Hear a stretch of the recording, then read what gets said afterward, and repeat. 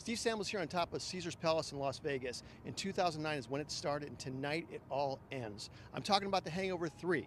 We got a chance to talk to the cast and the director of this amazing movie on this week's episode of the Hollywood Fastlane. Check it out.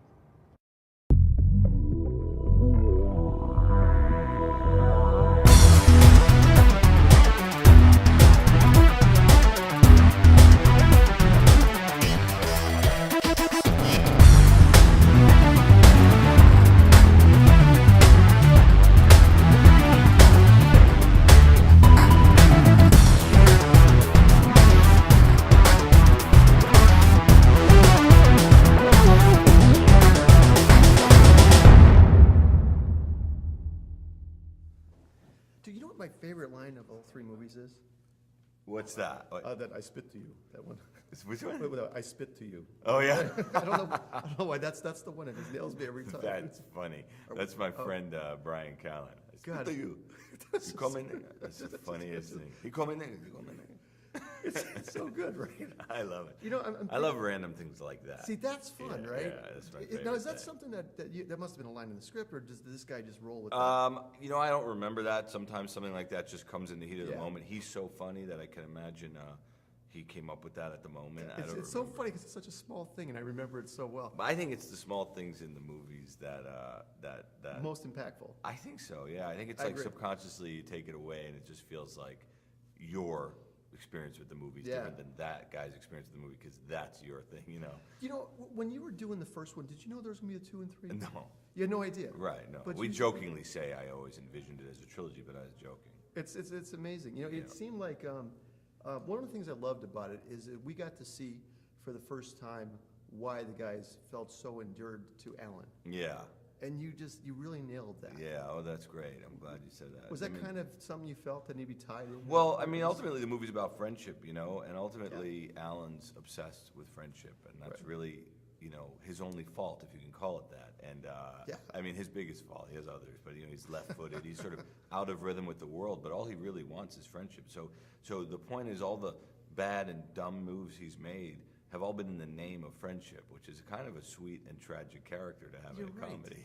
That's Yeah. true. Yeah. You know, I'm thinking about you and your career, looking, you know, Project X, Old School, Road Trip, Hangover 1, 2, and 3. Yeah. You know, Some of the worst movies of the last 10 years. well, you know, yeah, they're the best. You kidding me? No, but I mean some of the most But- moronic movies of the last. But it makes me wonder is if a studio wants to do an absolute locked buddy movie, you're kind of the guy. I do get offered them a lot. I do. Yeah. I do. The ones that you see come out, it's generally have come past me. But I mean, all the movies you just mentioned, not outside of Project X, I wrote also or I write. I like to Right. write these movies, so it's not so much that I do generate my own material and that's sort of how we work it. But yeah, I've been lucky, and so much of what I do is casting. I think so much of, Oh, of man. my Oh, success has come from just casting the right guys at the right time and putting groups of guys together that just feel right, See, so. this movie, though, if you think about it, these guys, they don't fit, but they do fit. Yeah, well, of course, but that's like your friends too, right? I mean, Totally, And yeah, that's the thing yeah. where people make a mistake. They sometimes cast people that fit together. Like a boy band. Yeah, Yeah. right. And it's like the truth is you want everyone to be a little bit out of step, just like you are with your friends, and that's what creates the comic tension and the weirdness and you want all the comedy to come from a different place, so to speak. Now, what did Justin do to you? What? That you every time we see him, Well- he has no lines and he has a bag over his head. Poor come on. guy. Yeah, he's just our foil. He's that guy. You know what I mean? He actually happens to be a good friend of mine from years before we started making The Hangover. Okay. I've known him longer than any of these guys. Oh my God. And but for some reason we just kind of get a kick out of him having to disappear, and he understands it.